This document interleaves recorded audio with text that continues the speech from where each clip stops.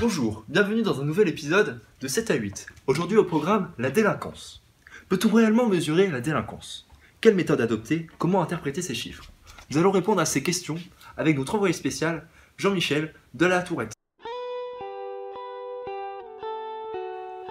Il est arrivé cagoulé, masqué. Ce jeune homme de cité, originaire de la Castellane, a accepté notre invitation pour nous raconter sa vie de délinquant, sa vie de tous les jours. Pour préserver son anonymat, nous l'appellerons Zizou. Alors bonjour Zizou, comment et à quel âge avez-vous commencé à fréquenter le milieu de la délinquance? Alors pour commencer, j'ai commencé vers le CE1, je lançais des gros cailloux sur mes camarades, mais si j'aurais pu continuer à faire ça, j'aurais continué.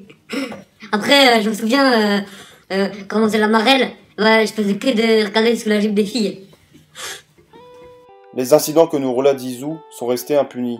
En effet, les comportements des victimes préférant ne pas porter plainte n'ont pas permis aux services de police d'enregistrer et condamner ces faits. Ces incidents ne font donc pas partie des chiffres officiels de la délinquance. Quel type d'actes délinquants faites-vous quotidiennement? Tu connais au quartier, ça pique grave dur, ça vend. Ensuite, dans ta vie, après, il y a les bleus qui arrivent. Du coup, on fait quoi? On caillasse la voiture, on s'en bat les couilles, on nique la police.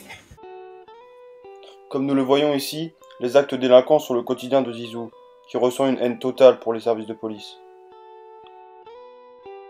Possédez-vous un casier judiciaire et avez-vous déjà fait de la garde à vue? Bien sûr que non.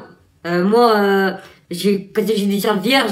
En plus, t'as la daronne, faut la mettre à l'abri. Tout vierge. Inch'Allah, j'irai jamais en prison. Zizou est donc passé entre les mailles du filet judiciaire.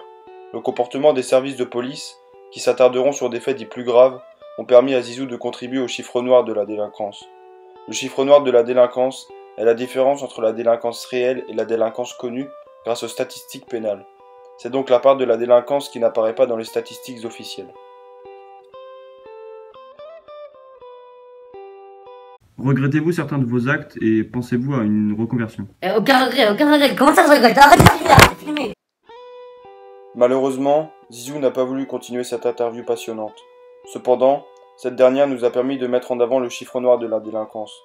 Des méthodes alternatives existent pour mettre en avant ce chiffre, comme les enquêtes de victimation, qui ont pour objectif d'évaluer, à partir d'un échantillon représentatif, le nombre de personnes qui ont été confrontées à des comportements délinquants.